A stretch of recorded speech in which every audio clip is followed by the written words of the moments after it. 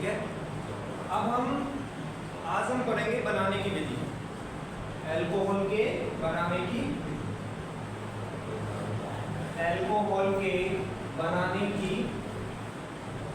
विधि। ठीक है। सबसे पहली विधि जो थी वो थी एल्किल हैलाइडों से। किससे? एल्किल हैलाइडों से पढ़ चुके हैं। दूसरी जो बनाने की विधि थी वो थी आपके यहाँ पे एल्कीनों से। ये भी अपन क्या कर चुके हैं, पढ़ चुके हैं। दो प्रकार से बनाए जाते थे, एल्कीनों पर H2O के योग से और हाइड्रोबोरानल ऑक्सीकरण से BH3 से या B2H6 के आधे अणु से। और उसका फिर क्या कर देते थे, क्षार की उपस्थिति में ऑक्सीकरण कर देते थे H2O2 के द्वारा। तीसरी जो बनाने की विधि थी वो थी एल्डिहाइड एवं कीटोन के अपचयन से। एल्डिहाइड कीटोन के अपचयन से, इसको भी हम पढ़ चुके हैं, क्योंकि एल्डिहाइड का अपचयन करवाते हैं तो 1 डिग्री अल्कोहल बनते हैं और कीटोन का अपचयन करवाते हैं तो 2 डिग्री अल्कोहल बनते हैं। तीसरा यहाँ पे हम पढ़ चुके थे कार्बोक्सिलिक अम्ल व अम्ल एस्टर। कार्बोक्सिलिक अम्ल व अम्ल एस्टर के अपचयन से, इसको भी हम क्या कर चुके हैं, पढ़ चुके हैं। अगली विधि थी, चौथी विधि थी, पांचवी विधि क्या थी, एस्टर के जल अपघटन से। एस्टर के जल अपघटन से, इसको भी हम पढ़ चुके हैं। छठवीं जो विधि है उसको आज हम पढ़ेंगे, और वो क्या है, GR से, मतलब गिरनार अभिकर्मक से। और सातवीं जो विधि है वो है किण्वन विधि से।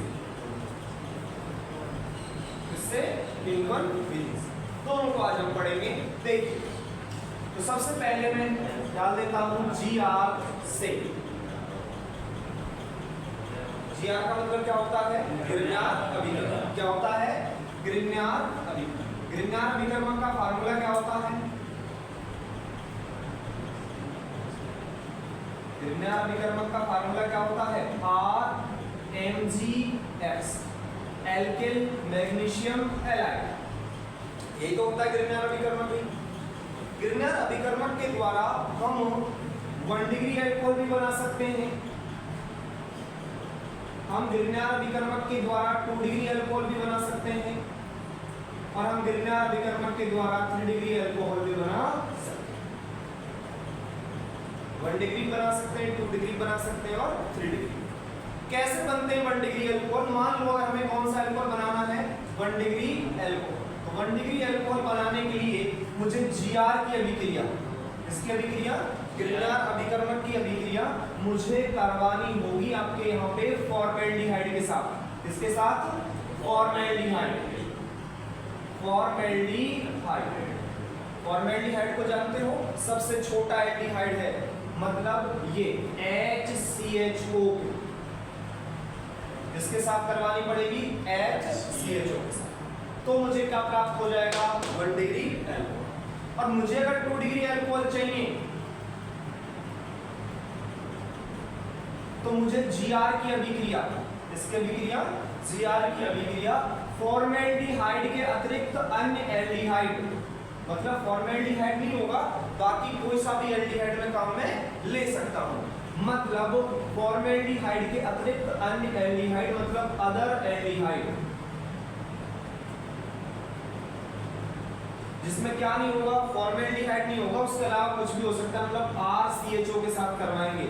यहाँ R का मतलब कौन होगा, कार्बन। R का मतलब क्या होगा, कार्बन। अगर R का मतलब H है तो वो कौन हो जाएगा, फॉर्मेल्डिहाइड। अगर फॉर्मेल्डिहाइड के साथ करवा रहे हैं तो अल्कोहल बनेगा, और अगर हम फॉर्मेल्डिहाइड के अतिरिक्त कोई से भी एल्डिहाइड के साथ अभिक्रिया करवाएंगे तो हमें क्या प्राप्त हो जाएगा, 2 डिग्री अल्कोहल। क्लियर है? मैं आगे देखता हूँ यहाँ पे 3 डिग्री अल्कोहल। कौन? 3 डिग्री अल्कोहल। 3 डिग्री अल्कोहल कैसे बनेगा, जब मैं GR की अभिक्रिया, जब मैं किसकी अभिक्रिया, GR की अभिक्रिया कीटोन के साथ करवा दूं, इसके साथ करवा देता हूं, कीटोन के साथ, तो मुझे क्या प्राप्त हो जाएगा, 3 डिग्री अल्कोहल। क्या प्राप्त हो जाएगा, 3 डिग्री। समझ पा रहे हैं आपको? इस प्रकार से हम 1 डिग्री, 2 डिग्री और 3 डिग्री अल्कोहल को बना सकते हैं।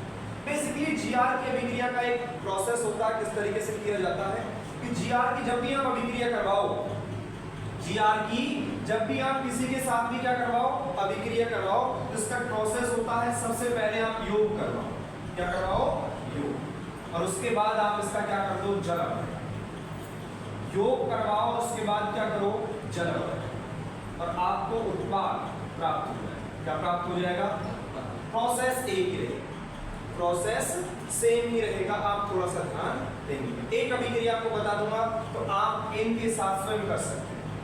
एक एग्जांपल लेते हैं, जैसे मैं सबसे पहले बनाना सीख रहा हूँ 1 डिग्री अल्कोहल, कैसे बनाऊंगा वो देखिए, ध्यान से देखिए आप लोग कि मैं जीआर की अभिक्रिया किसके साथ करवाऊंगा, फॉर्मेल्डिहाइड। जीआर को तो आप लोग जानते हैं, जीआर क्या होता है, RMgX, मैं लिख रहा हूँ RMgX, क्या है ये, ग्रिग्नार अभिकरण, क्या है, ग्रिग्नार अभिकरण, क्लियर। इसकी अभिक्रिया मुझको करवानी है फॉर्मेल्डिहाइड के साथ, किसके साथ, फॉर्मेल्डिहाइड, क्या होता है, HCHO, क्या होता है, HC डबल बॉन्ड O और ये HCHO, फॉर्मेल्डिहाइड, क्लियर। सबसे पहले मुझे क्या करवाना है, योग करवाना है, क्या करवाना है, योग। योग के दौरान क्या होता है, योग के दौरान किसी भी द्विबंध वाली स्पीशीज पर, किसी भी द्विबंध वाली स्पीशीज पर किसी दूसरे अणु का क्या होता है, योग होता है। तो आप देख पा रहे होंगे कि इस कंपाउंड में द्विबंध उपस्थित है कि नहीं। ऑक्सीजन की विद्युतीयता ज्यादा होती है तो बंध के इलेक्ट्रॉन उठकर के यहाँ जाएंगे तो ये नेगेटिव चार्ज हो जाएगा, और कार्बन पे कौन आ जाएगा, पॉजिटिव, क्लियर। उसके बाद अगर यहाँ देखें तो इस ऐसे जो बंध है, मैग्नीशियम धातु है, विद्युतीयता कम होती है, मैग्नीशियम धातु होता है, विद्युतीयता क्या होती है, कम, तुलनात्मक रूप से। जैसे कार्बन है तो मैग्नीशियम की विद्युतीयता तो क्या होती है, बहुत कम होती है, ये इलेक्ट्रॉन खींचेगा, इलेक्ट्रॉन कौन खींचेगा, L, तो यहाँ पे आ गया नेगेटिव और इसके ऊपर आ जाएगा पॉजिटिव चार्ज, समझ पा रहे हैं। अब इस पर योग करवा दो, जीआर का इस पे क्या करवा दो, योग, नेगेटिव को जोड़ दो पॉजिटिव के पास और पॉजिटिव को जोड़ दो नेगेटिव के पास। तो देखो इससे मैं लिख रखता हूँ HCH, और ये डबल बॉन्ड टूटा है यहाँ से तो एक सिंगल बॉन्ड हो गया, तो ऑक्सीजन बचा, ये नेगेटिव है, ऑक्सीजन क्या है, नेगेटिव, और यहाँ पे कौन है, पॉजिटिव, पॉजिटिव से जोड़ दो नेगेटिव को, ये रहा नेगेटिव, R जोड़ दिया, क्या जोड़ दिया, समझ पा रहे हैं आपको। उसके बाद ये नेगेटिव है, इससे कौन जोड़ दो, पॉजिटिव, Mgx को जोड़ दो, क्या जोड़ दो, Mg, कोई दिक्कत, ये क्या हो गया, योग, क्या हो गया, योग। अब इसका क्या करवा दूं मैं, जल, क्या करवा दूं, जल अपघटन। जल अपघटन का मतलब इसमें हम क्या मिला देंगे, पानी मिला, पानी में क्या होते हैं, H+ आयन होते हैं, OH-, पानी का मतलब क्या है, H+ और OH। अब बंध फिर यहाँ से टूटता है, ऑक्सीजन पर क्या होता है, नेगेटिव चार्ज, और मैग्नीशियम पर क्या होता है, पॉजिटिव चार्ज, पॉजिटिव के पास आ जाएगा नेगेटिव और नेगेटिव के पास कौन आ जाएगा, पॉजिटिव, यानी मतलब H यहाँ जुड़ जाएगा और OH Mgx के साथ जुड़ जाएगा, क्योंकि मैग्नीशियम कौन है, पॉजिटिव चार्ज है, पॉजिटिव चार्ज किससे जुड़ जाएगा, नेगेटिव से, और नेगेटिव जो ऑक्सीजन है वो जाकर के किससे जुड़ जाएगा, हाइड्रोजन से। ये बन जाएगा कुछ ऐसा, RC, कार्बन के पास दो क्या है, हाइड्रोजन, तो CH2, और ये ऑक्सीजन और इसके साथ कौन आ गया, H, तो क्या बन गया, OH, तो RCH2OH, RCH2OH, क्या बन गया, RCH2OH, RCH2OH में CH2OH समूह दिख रहा है, और CH2OH समूह 1 डिग्री अल्कोहल का समूह होता है, इसका समूह होता है 1 डिग्री, 1 डिग्री अल्कोहल बनाना सीखे हैं, आसान है या नहीं, समझ पा रहे हैं आप लोग। H2O होता है, जल अपघटन करवाएंगे, H+ जाएगा नेगेटिव के पास और OH- जाएगा पॉजिटिव के पास, और ये क्या बन जाएगा यहाँ पे उत्पाद, साथ में योग बनेगा, साथ में Mgx और OH, क्या बन जाएगा, Mgx OH, क्या बन जाएगा, Mgx OH, समझ पा रहे हैं आप लोग। इस अभिक्रिया के द्वारा कौन बन गए हैं, 1 डिग्री अल्कोहल। 2 डिग्री अल्कोहल कैसे बनाएंगे वो भी आप देखो, यहाँ पे मैं क्या लूंगा, ग्रिग्नार अभिकरण, क्या लूंगा, ग्रिग्नार अभिकरण, RMgX, क्या ले लिया, RMgX। इसकी अभिक्रिया मैंने करवा देनी है फॉर्मेल्डिहाइड के अतिरिक्त, ये कौन है, फॉर्मेल्डिहाइड, और इसके अलावा कोई दूसरा एल्डिहाइड होना चाहिए। इसके अलावा क्या होना चाहिए? दूसरा एल्डिहाइड। कोई सा भी ले सकते हैं। मैंने RCHO ले लिया। RCHO एसिटाल्डिहाइड हो सकता है, प्रोपियोनएल्डिहाइड हो सकता है, ब्यूटाइलडिहाइड हो सकता है। समझ पा रहे हैं आप लोग? अर्थात एथेनॉल हो सकता है, प्रोपेनॉल हो सकता है, ब्यूटेनॉल हो सकता है, वायु बेस। तो मैं अलग ले रहा हूं, इसमें ले लिया RC⋯OH। ये क्या है? एल्डिहाइड। क्या है? एल्डिहाइड। लेकिन क्या नहीं होना चाहिए? फॉर्मेल्डिहाइड नहीं होना चाहिए। अगर फॉर्मेल्डिहाइड है तो ही क्या बनेंगे? 1 डिग्री अल्कोहल। अगर फॉर्मेल्डिहाइड नहीं है तो द्वितीयक अल्कोहल बनेंगे। तो ये रहा आपका कौन? गिरनियार अभिकर्मक GR।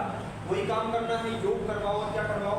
जल। तो सबसे पहले क्या करवाना है? योग। योग के दौरान क्या होगा? मैग्नीशियम क्या होता है? पॉजिटिव। R क्या होता है? नेगेटिव। यहाँ पे ये ऑक्सीजन की विद्युतता क्या होती है? ज्यादा, तो नेगेटिव, और इसकी पॉजिटिव। पॉजिटिव को जोड़ो नेगेटिव से और नेगेटिव को जोड़ो पॉजिटिव से, क्या बन जाएगा?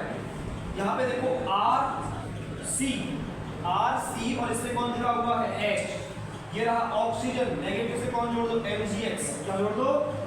MgX। और इस कार्बन प्लस से जोड़ दो माइनस कौन? R। क्लियर है? समझ पा रहे हैं आप लोग? अब इसका क्या कर दो? जल अपघटन। क्या कर दो? जल अपघटन। मतलब इसमें क्या मिला दो? 5।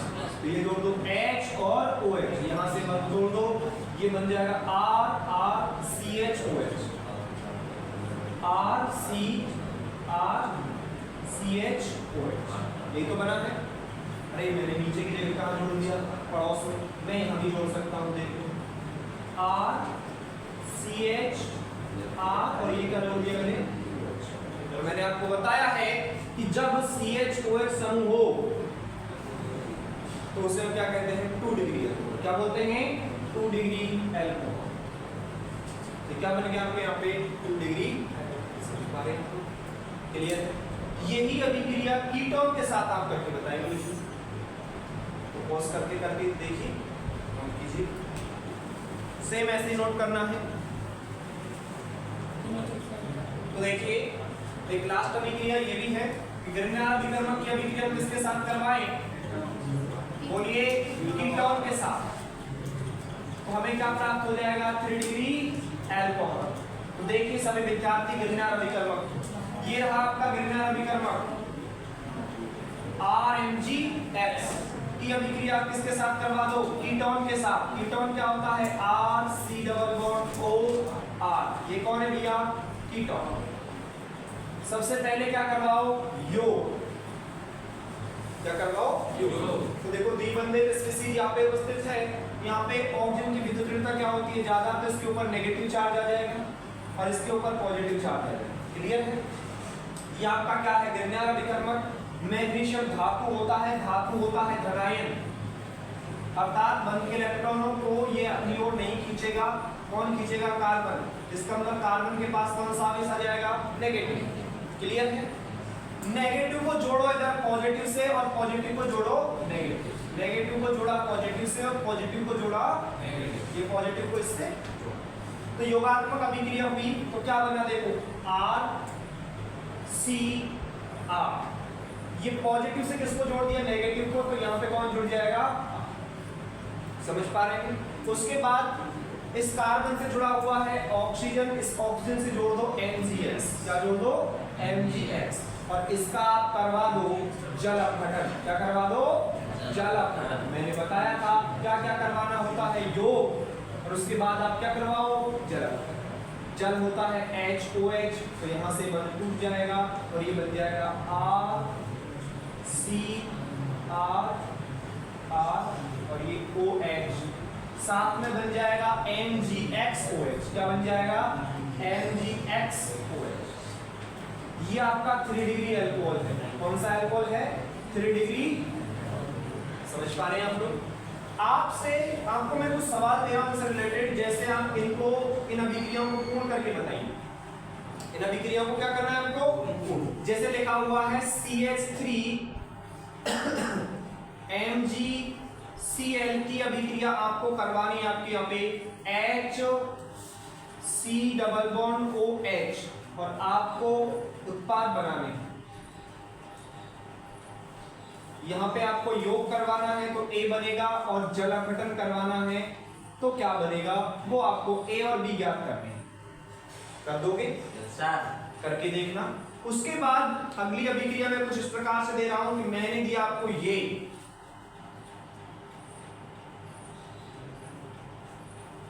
MgBr और इसकी अभिक्रिया मैंने करवा दी आपके यहाँ पे CH3C डबल बॉन्ड OH।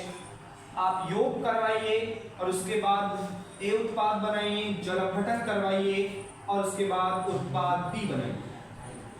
आपको A और B के क्या निकालने हैं, मान निकालने हैं, उनके नाम बताने हैं। उसके बाद एक अभिक्रिया और ले लेते हैं हम यहाँ पे।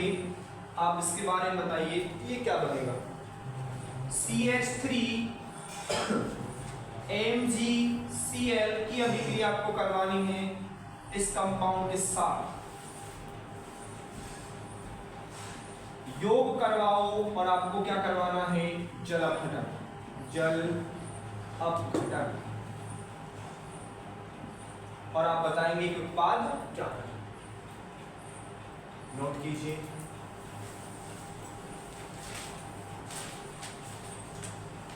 हम किण्वन को तो जानते हैं भाई, बायोलॉजी के स्टूडेंट इस अभिक्रिया को तो जानते हैं। चलिए कौन सा विद्यार्थी जो किण्वन के बारे में हमें बताएगा। देखो किण्वन का अर्थ होता है कि ऐसी प्रक्रिया जिसमें जटिल कार्बनिक यौगिकों को सरल कार्बनिक यौगिकों में बदला जाता है। ये हमारी केमिस्ट्री के हिसाब से परिभाषा बनाई है हमने, क्या कि जटिल कार्बनिक यौगिकों को किस में बदला जाता है, सरल कार्बनिक यौगिकों में बदला जाता है एंजाइमों की सहायता से। किसकी सहायता से? एंजाइमों।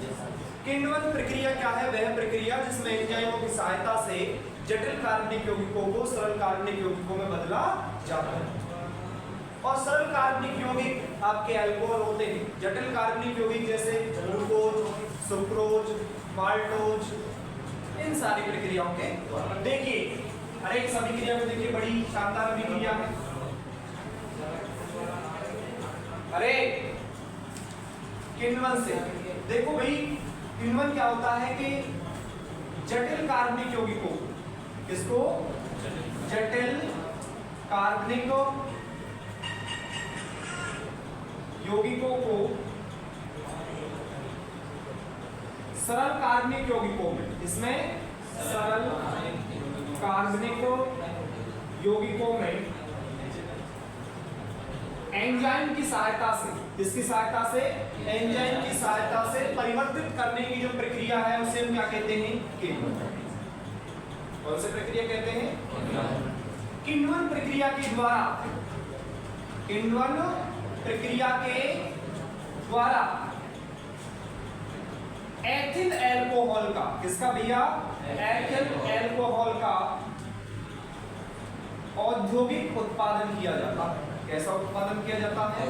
औद्योगिक। औद्योगिक का मतलब अधिक मात्रा में उत्पादन किया, औद्योगिक उत्पादन किया। ध्यान सुनना कि जो गन्ना है ना, गन्ने की सहायता से, गन्ने की सहायता से एथिल अल्कोहल बनाया जाता है। क्या बनाया जाता है? Ethyl alcohol. कौन सी प्रक्रिया के द्वारा? किण्वन प्रक्रिया के, इस प्रक्रिया के द्वारा हम गन्ने से क्या बनाते हैं? Ethyl alcohol. अब गन्ना जानते हो गन्ना क्या है? गन्ने का फार्मूला क्या होता है? अब कहोगे गन्ने का कोई फार्मूला? अरे गन्ने में पाया जाता सुक्रोज। अरे गन्ना मीठा होता है कि नहीं होता? मीठा मतलब चीनी, चीनी का मतलब कौन? सुक्रोज, और सुक्रोज का मतलब C12H22O11, C12H22O11। ये कौन है? गन्ना, या फिर इसको क्या बोलेंगे? सुक्रोज, शक्कर, चीनी। अब इसका क्या करेंगे? जल अपघटन करेंगे। क्या करेंगे? जल अपघटन। इसमें कौन मिलाएंगे? पानी। जैसे हम इसका जल अपघटन करते हैं तो आपको पता होना चाहिए कि सुक्रोज के जल अपघटन से ग्लूकोज और ग्लूकोज बनता है। क्या बनता है? ग्लूकोज C6H12O6 और C6H12O6। एक को बोलते हैं ग्लूकोज और एक को बोलते हैं फ्रुक्टोज। अणुसूत्र समान होता है, संरचना सूत्र क्या है? भिन्न है, एक दूसरे के समावयवी और हैं। क्या है? समावयवी। जिसे ग्लूकोज कहते हैं और इसे क्या कहते हैं? फ्रुक्टोज। ग्लूकोज में एल्डिहाइड समूह पाया जाता है, फ्रुक्टोज में कीटोन समूह पाया जाता है। अणुसूत्र दोनों का क्या होता है? समान। तो ग्लूकोज क्या बनता है? फ्रुक्टोज। ये जो अभिक्रिया संपन्न होती है ये इन्वर्टेज एंजाइम की उपस्थिति में।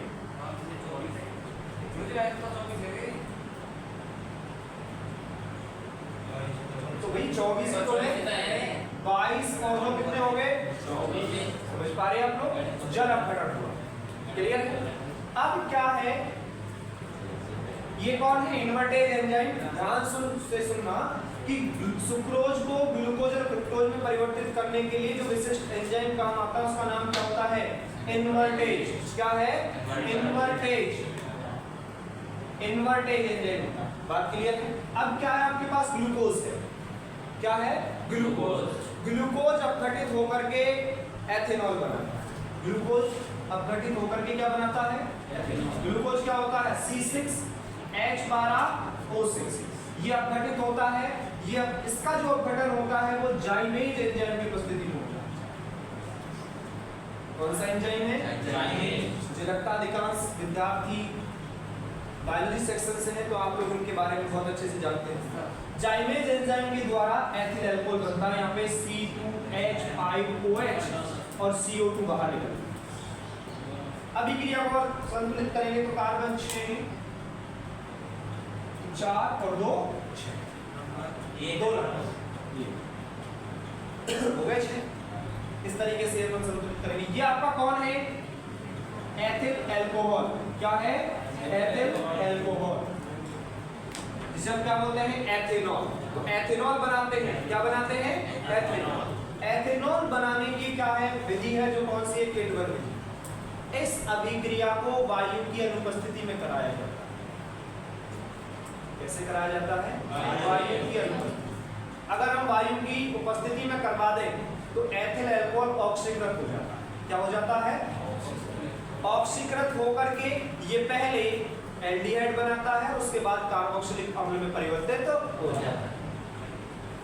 जो एथेनॉल है जो बना है, अगर यह अभिक्रिया ऑक्सीजन की उपस्थिति में करवा दें तो ये पहले एल्डिहाइड बनाएगा और अंततः किसमें कन्वर्ट हो जाता है? कार्बोक्सिलिक अम्ल। इसलिए ऑक्सीजन की उपस्थिति में अभिक्रिया को नहीं करवाते। तो स्टार डाल करके अपन देखते हैं कि ऑक्सीकरण हो जाता है तो क्या होता है? तो एथेनॉल, कौन? एथेनॉल ऑक्सीकृत होकर पहले क्या बना लेता है? एसिटैल्डिहाइड। क्या बना लेता है? एसिटैल्डिहाइड, मतलब एल्डिहाइड बना लेता है। क्या बना लेता है? एल्डिहाइड। और ये फिर वापस से और ऑक्सीकृत होकर के, ऑक्सीजन की उपस्थिति है तो ऑक्सीकरण और हो सकता है, और ये बना लेता है कार्बोक्सिलिक एसिड। कार्बोक्सिलिक एसिड के रूप में एसिटिक अम्ल बना लेता है। क्या बना लेता है? एसिटिक। अगर आप देखना चाहो इसकी रासायनिक अभिक्रिया किस प्रकार से, तो वो भी देख सकते हो। एथेनॉल ये रहा CH3CH2OH, ऑक्सीकरण हुआ है। ऑक्सीकरण का मतलब होता है ऑक्सीजन का जुड़ना या फिर हाइड्रोजन का निकलना। यहाँ से 2 हाइड्रोजन निकल जाते हैं। कितने हाइड्रोजन निकल जाते हैं? 2। तो ये रह जाता है CH3CHO। 2 हाइड्रोजन निकल गए तो CHO रहे। समझ पा रहे हैं आपको? तो क्या रह गया? एल्डिहाइड, जिसे एसिटैल्डिहाइड बोलते हैं। इसका और अगर हम ऑक्सीडेशन करवा दें ऑक्सीजन की उपस्थिति में तो ये कार्बोक्सिलिक अम्ल में क्या हो जाता है? परिवर्तन। ये बन जाता है CH3COOH। इसलिए ये अभिक्रिया वायु की अनुपस्थिति में होनी चाहिए। किण्वन की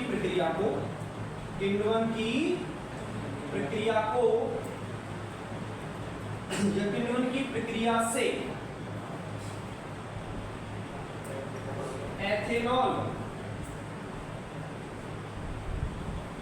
बनाने में वायु की अनुपस्थिति होनी चाहिए।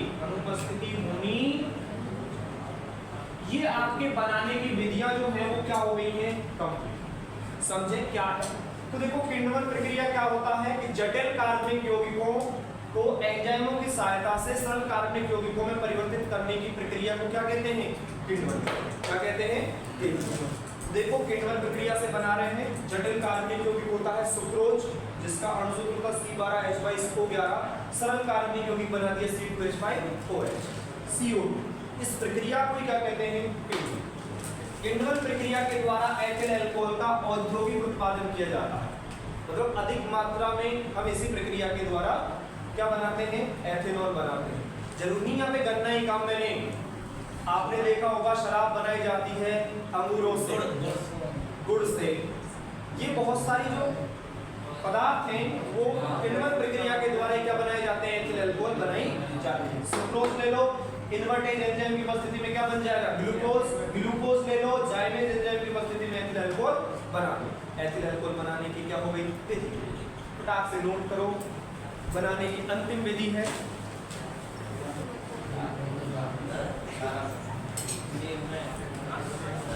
डालो भौतिक गुण, और इसको समझते हैं भौतिक गुण क्या है। भौतिक गुण पढ़ किसके रहे हैं, अल्कोहल के। भौतिक गुण किनके पढ़ रहे हैं, अल्कोहल। सबसे पहले अगर पॉइंट की बात करें तो हम इसकी सबसे पहले जानना चाहते हैं कि भौतिक अवस्था कैसी होती है। भौतिक अवस्था, तो भैया भौतिक अवस्था के बारे में अगर हम बात करें तो अल्कोहल रंगहीन द्रव होते हैं। कैसे होते हैं, रंगहीन द्रव होते हैं। क्या होते हैं, रंगहीन द्रव। समझ पा रहे हैं हम लोग? ये जो एथेनॉल है इनकी गंध तीक्ष्ण होती है। कैसी होती है, तीक्ष्ण। गंध की अगर हम बात करें, ये भौतिक अवस्था के बारे में थोड़ा सा आपके पास क्या हो गया, इंफॉर्मेशन।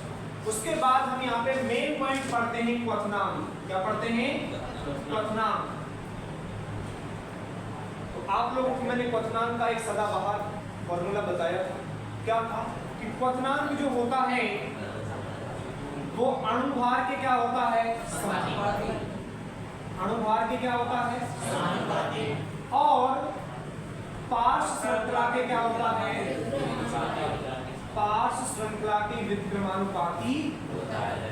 ये बात आप थोड़ा सा जान लें, फिर बाकी हम बातें कर ही रहे।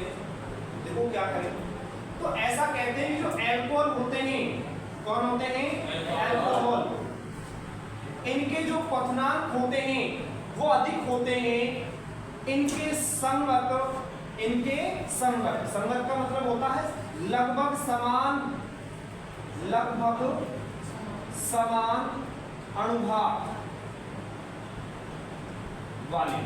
संगत का मतलब क्या होता है, लगभग समान अणुभार वाले हाइड्रोकार्बन। किससे, हाइड्रोकार्बन। अगर हाइड्रोकार्बन है और हम दोनों की तुलना कर रहे हैं तो अल्कोहलों के क्वथनांक क्या होंगे, ज्यादा। हाइड्रोकार्बनों के क्वथनांक क्या होंगे, कम होंगे, और अल्कोहलों के क्या होंगे, ज्यादा। इसी प्रकार ईथरों के, इनके ईथरों के क्वथनांक भी क्या होते हैं, कम होते हैं अल्कोहलों से। इसी प्रकार आपके यहाँ पे जो एल्किल हैलाइड होते हैं उनके क्वथनांक भी क्या होते हैं, कम होते हैं। एल्किल हैलाइडों के क्वथनांक भी क्या होते हैं, कम होते हैं। किनसे, अल्कोहल। ऐसा कहते हैं कि क्वथनांक की अगर बात हो तो अल्कोहलों के क्वथनांक अपने संगत मतलब लगभग समान अणुभार वाले हाइड्रोकार्बन, ईथर अथवा एल्किल हैलाइडों से क्या होते हैं, अधिक होते हैं। क्योंकि अल्कोहल के अणुओं के मध्य हाइड्रोजन बंध पाए जाते हैं। कौन से बंध पाए जाते हैं, हाइड्रोजन बंध पाए जाते हैं। और हाइड्रोजन बंध पाए जाएंगे तो आणविक संगुणन होगा। क्या होगा, आणविक संगुणन होगा। और जब आणविक संगुणन होगा तो अणु क्या आएंगे, पास। और अणु पास आएंगे तो उन्हें तोड़ने के लिए अधिक ऊर्जा देनी पड़ेगी, तो परिणाम स्वरूप क्वथनांक के मान भी क्या हो जाएंगे, उच्च हो जाएंगे। ये कंसेप्ट हमने पहले भी पढ़ा था। क्या अल्कोहल के अणुओं के मध्य क्या पाए जाते हैं, हाइड्रोजन बंध पाए जाते हैं। हाइड्रोजन बंध की वजह से क्या होता है, आणविक संगुणन होता है। आणविक संगुणन होता है तो अणु क्या आते हैं, पास। अणु क्या आते हैं, अणु पास पास आते हैं, और जब अणु पास पास आएंगे तो उन्हें तोड़ने के लिए अधिक ऊर्जा की आवश्यकता होगी। तोड़ने के लिए अधिक ऊर्जा की क्या होगी, अधिक ऊर्जा की क्या होगी आवश्यकता।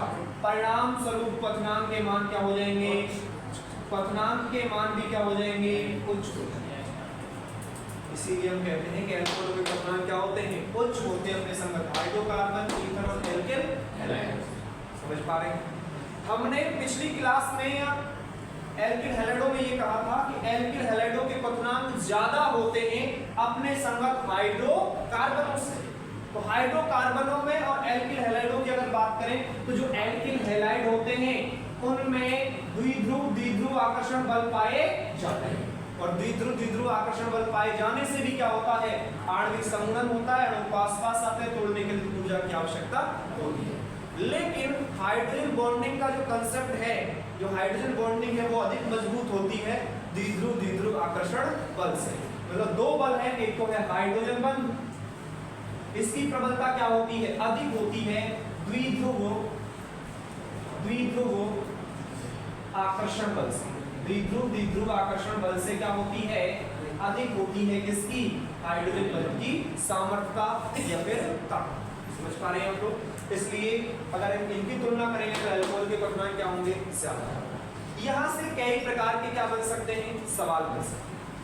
कई प्रकार के क्या बन सकते हैं, सवाल। चलो एक एग्जांपल के माध्यम से समझना चाहते हैं, मैं यहाँ पे ले रहा हूँ। देखिए एक सवाल मैंने लिया, वो ये है, मैंने लिया CH3CH2OH, एक तो एथेनॉल ले लिया, एक मैंने ये ले लिया CH3OCH3, एक मैंने ले लिया CH3CH2CH3। ये क्या है, एल्कोहल है। ये कौन है, ईथर है। ये कौन है, हाइड्रोकार्बन। ऐसा ही है। ये क्या है, एल्कोहल। क्या है, एल्कोहल। ये कौन है, ईथर। और ये कौन है, हाइड्रोकार्बन। क्लियर है यहाँ तक? अगर मैं आपसे जानना चाहता हूं इसका अणुभार कितना होता है, तो बताइए कितना होता है इसका अणुभार। कार्बन कितने हैं, 2। कार्बन कितने, 2। हाइड्रोजन कितने हैं, 3 और 2 5 और 1 6। और ऑक्सीजन कितना है, 1। कार्बन का अणुभार होता है 12, हाइड्रोजन का परमाणु भार 1, ऑक्सीजन का 16। तो 12 गुणा 2 करेंगे तो कितने होंगे, 24। 6 एकम 6 और 16 एकम 16। 6 और 6 46। कितने हो गए, 46। इसका अणुभार कितना, 46।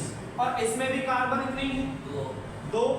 हाइड्रोजन कितने हैं, 6। ऑक्सीजन कितना है, 1। तो इसका अणुभार भी कितना, 46। और इसकी अगर बात करें तो कार्बन कितने हैं, 3। कार्बन 3, हाइड्रोजन 8 और बस ऑक्सीजन है ही इसमें। तो कार्बन का 12, हाइड्रोजन का कितना होता है, 1। 12 किया 36 और 8 एक 8 44। कितना आ गया, 44। आपके इसका क्या आ गया अणुभार, इसका आ गया 46 और इसका आ गया 46। समझ पा रहे हैं? इसका जो क्वथनांक का मान होता है वो 351 केल्विन होता है। कितना होता है, 351। इसका होता है 268। कितना होता है, 268। और हाइड्रोकार्बन का तो इन सबसे क्या होता है, कम। समझ पा रहे हैं आप लोग? केल्विन की अगर हम बात करें, अब देखिए थोड़ा सा ध्यान सुनिए कि अणुभार इसका ज्यादा है, क्वथनांक भी क्या मिल रहा है आपको, ज्यादा। दूसरा कंसेप्ट क्या लगा सकते हैं, इनके अणुओं के बीच में क्या पाया जाता है, अंतरा आणविक हाइड्रोजन। इधर देखिए अपन क्या पढ़ रहे हैं, एल्कोहल के अणुओं के मध्य, एल्कोहल के अणुओं के मध्य क्या पढ़ रहे हैं, हाइड्रोजन बंध। क्या पढ़ रहे हैं, हाइड्रोजन। एल्कोहल का फार्मूला आप लोग जानते होंगे, ROH।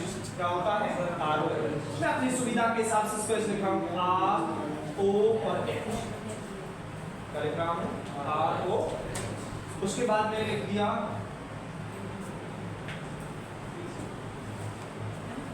ROH, ROH। एल्कोहल यही तो है भाई, आपको पता है हाइड्रोजन बंध किसे कहते हैं? जब दो अधिक विद्युत ऋणी परमाणुओं के बीच में कौन आ जाए? हाइड्रोजन आ जाए। कौन आ जाए? हाइड्रोजन। एक के साथ सहसंयोजक बंध बनाता है तथा दूसरे के साथ एक अल्प आकर्षण का बंध बनता है, जिसे क्या कहते हैं? हाइड्रोजन। तो देखिए आप लोग, ये ऑक्सीजन और ये ऑक्सीजन, दो अधिक विद्युत ऋणी परमाणुओं के बीच में कौन आ गया? हाइड्रोजन। तो एक के साथ तो सहसंयोजक बंध बन ही रहा है, दूसरे के साथ एक अल्प आकर्षण का क्या बन जाएगा? बंध बन जाएगा, जिसे डॉटेड लाइन के द्वारा दर्शाएंगे। इसी प्रकार ये ऑक्सीजन और ये ऑक्सीजन के बीच में एक सहसंयोजक बंध है, लेकिन एक अल्प आकर्षण का बंध बन जाएगा। इसी प्रकार ये आगे प्रक्रिया भी चलती रहेगी। तो इस प्रकार के बने हुए बंध को हम क्या कहते हैं? हाइड्रोजन बंध। क्या कहते हैं? हाइड्रोजन आबंध कहते हैं। समझ पा रहे हैं आप लोग? क्लियर है? सवाल यहाँ पे क्या क्या बन सकते हैं वो थोड़ा सा ध्यान से देखिए आप लोग। ऐसा कहते हैं, ऐसा प्रश्न बन सकता है कि एल्कोहलों के क्वथनांक अपने संगत हाइड्रोकार्बन से अधिक होते हैं, क्यों? कारण दीजिए। यही कारण, क्योंकि एल्कोहल के अणुओं के बीच क्या पाया जाता है? हाइड्रोजन बंध। क्या होता है? आणविक संघनन। अणु पास पास आते हैं, तोड़ने के लिए अधिक ऊर्जा देनी पड़ेगी, परिणाम स्वरूप क्वथनांक के मान क्या हो जाएंगे? कुछ। ऐसा आ सकता है सवाल कि एल्कोहलों के क्वथनांक अपने संगत ईथरों से क्या होते हैं? अधिक। क्यों? कारण दीजिए। तो वही कारण देना है, सेम। इसी प्रकार एल्किल हैलाइडों के साथ भी सेम ही कारण देना। समझ पा रहे हैं आप लोग? सवाल इन तीनों के साथ बनाया जा सकता है। समझ पा रहे हैं आप लोग? इसकी जो सवाल है वो भी अपन कर लेंगे, और एक तो ये कर ही लिया है, बाकी अपन अगली क्लास में नोट